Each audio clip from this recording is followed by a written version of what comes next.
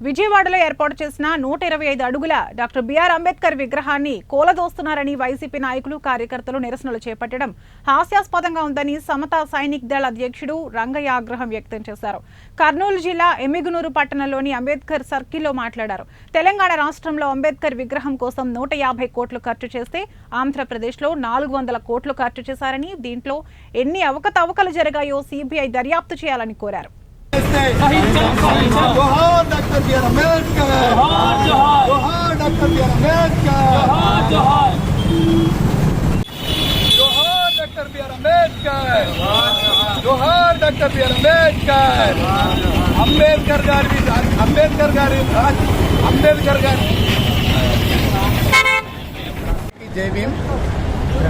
రాష్ట్రంలో గత కొన్ని రోజుల కిందటి నుంచి కూడా విజయవాడలో నిర్మించినటువంటి బాబాసాహెబ్ 125 అడుగుల బాబాసాహెబ్ విగ్రహాన్ని కూలదోస్తున్నారని, దాన్ని ధ్వంసం చేస్తున్నారని కొంతమంది వైసీపీ కార్యకర్తలు, వైసీపీ నాయకులు రాష్ట్ర వ్యాప్తంగా నిరసన కార్యక్రమాలు చేపట్టడం జరిగింది. నిజంగా అక్కడికి వెళ్లి చూస్తే బాబాసాహెబ్ అంబేద్కర్ దగ్గరికి ఎవరు కూడా వెళ్ళలేదు.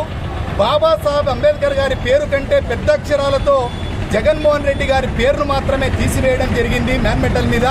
అయ్యా జగన్మోహన్ రెడ్డి గారు, బాబాసాహెబ్ అంబేద్కర్ గారి పేరు పక్కన మీ పేరు ఉండడానికి మీ ఏ అర్హత ఉందని కూడా సమతా సైనిక్ దళం ప్రశ్నిస్తూ ఉంది. ఎందుకంటే 21 కేసుల్లో మీరు ఈడీ ముద్దాయి. అదేవిధంగా బాబాసాహెబ్ అంబేద్కర్ గారి విగ్రహాల్లో అదే తెలంగాణలో నిర్మించినటువంటి బాబాసాహెబ్ అంబేద్కర్ 150 కోట్లు ఖర్చు చేస్తే, మరి ఇక్కడ ఆంధ్రప్రదేశ్లో 400 కోట్లు ఖర్చు చేశారు. మరి దీంట్లో ఎన్ని అవకతవకలు జరిగాయో దీని మీద సిబిఐ కేసు ఖచ్చితంగా వేస్తే మీరు కేసు సవాలుకి మీరు సిద్ధమా అని సమతా సైనిక్ దళం సవాలు విసురుతా ఉంది.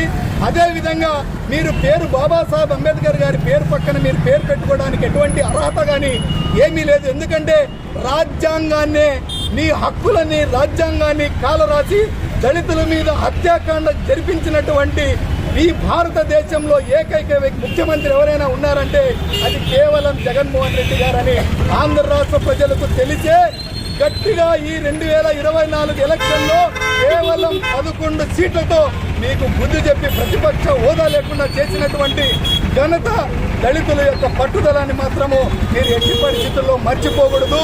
ఇది చరిత్రలో నిలిచిపోతుంది. మళ్ళా ఇప్పుడు దళితుల మధ్య తగాదాలు పెట్టి బాబాసాహెబ్ అంబేద్కర్ గారిని విగ్రహాన్ని కూలదోస్తుందని చెప్పేసి మీరు మళ్ళా కొత్త రాజకీయ డ్రామాకి తెరదీశారు. ఇది చాలా సిగ్గుచేటైనటువంటి విషయం అని కూడా సమతా సైనిక్ దళం హెచ్చరిస్తూ ఉంది.